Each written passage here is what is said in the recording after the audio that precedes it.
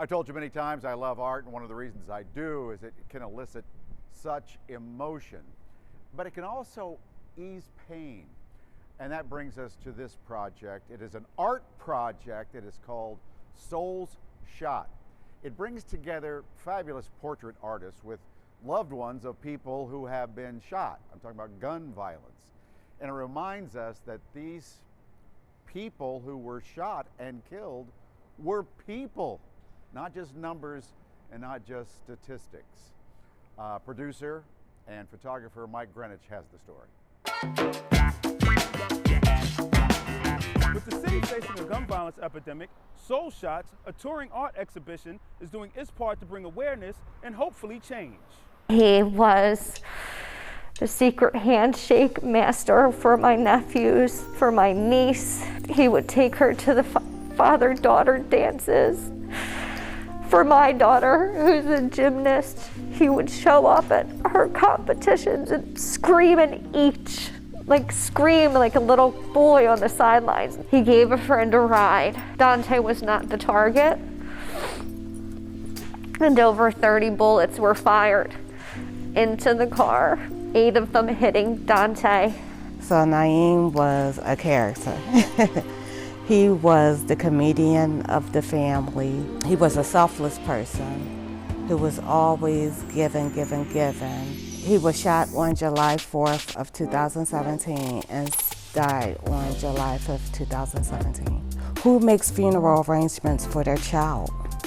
I should not have had to do this. No one should have to do this. Her son was killed in her living room. Every morning she's got to get up, walk down the stairs into the same place where she found her son 3 years ago. I just don't know how she does it. Laura Madeline is the founder and curator of the Souls Shot Portrait Project. I'm not a marcher, I'm not, a big protester. And as an artist, this was something I could do to make a difference, hopefully. I was asked to curate an exhibition in support of a group called Heeding God's Call to End Gun Violence, and got this idea of having artists actually meet families and friends of victims of gun violence and get to know who the person was and really focus on their lives and create a portrait. It's so pretty. Walk over to it again. Oh, I guess, huh? It's really hard.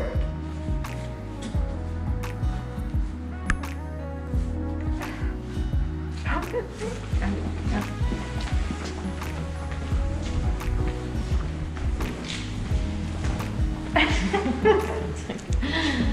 I'm glad you're going to be able to take it home with you at some point. And this was such a special day. It was actually, the picture was taken in my backyard. And she's pregnant here. Donte was killed on the day that they brought Soraya home from the hospital. So they were never all together as a family.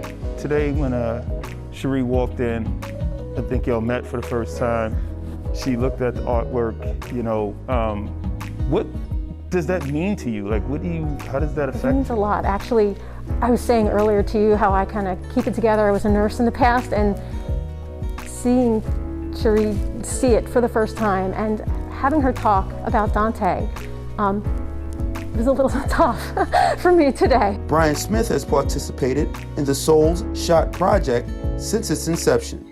I'd like to paint the energy of a person more so than a realistic representation of them. What kind of energy did you get off of Quentin? He was a fun-loving human being. From what his mother tells me, he always went out of his way to make his family laugh. He was incredibly kind and charitable. In this photo of him particularly that I based the photo off of, there's a very serious, somber look that I feel like he's giving. And I felt like he was a man who lived by his own code about taking care of his family, his 3 children, and bringing light and love everywhere he went. And I wanted to use color and the style and design to bring that energy, bring that to life. Why did you get involved with this project? Well, being an artist is one thing to do art for yourself. It's very calming and things like that, but it's a whole nother thing to do it for a cause.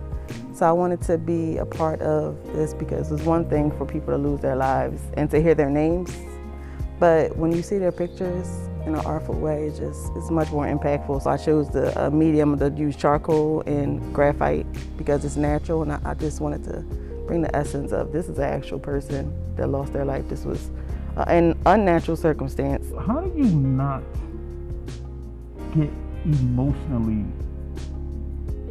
messed up? I know that's probably not the best English for that question, but I don't think you cannot be emotionally messed up when you're doing something like this, because the whole time when I'm drawing it, I have to reflect on that.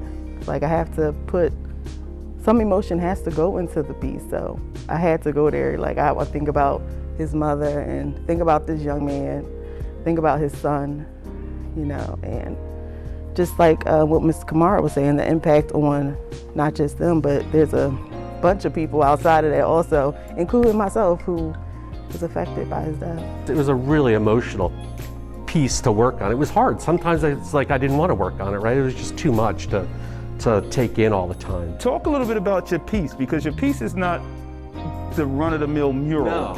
No, it isn't. It's got kind of two sides to it. So the shut side is a little more somber, and I built the box itself and painted it to look distressed and old. But that's all based off of a 15th century altarpiece from Spain, because Spain was someplace that Shelton Hayes wanted to go to. But then when you open it up, it's like this explosion of life with all the butterflies, right? And it says who Shelton was. He's a son, a brother, a father, family, friend, lover. And so these butterflies are that idea of all his friends coming up who wanted to meet him. The black butterfly at the top, that's Shelton. It's important to humanize the victims, that these people are more than statistics. They're more than political pawns. They were sons, brothers, fathers. And just because they're gone doesn't mean they're not that anymore. Do you ever look at the news and think to yourself, damn, I wonder if that might be my next subject? You know what? I don't think about it being my next subject per se, but I do think about at some point that there will not be enough walls or enough places to put these pictures because of how many lives have been lost. What do you hope that your involvement in this project does for this issue? I hope it brings people to the awareness of the violence that guns create within our city and the lives it tears apart. What Soul Shot is doing is kind of yelling from the rooftop, look what we're losing. Look what's happening out there. This was your first time seeing this portrait in person. Yeah. What was going through your mind? I mean, let alone just seeing Donte's portrait, but we're in this room, it's like 30-something portraits in here. I can't stop looking at the portraits because this ugly cry. I know that each of these families is feeling the same way that I'm feeling. And my family and Donte's family is feeling. Your heart is forever shattered. It's a never-ending emotional roller coaster. No one deserves to be on this ride. Like, how is this possible? What is it gonna be next year? All children on these walls? Like, it's so scary. And I'm wondering when people are gonna start to listen. What is it gonna take?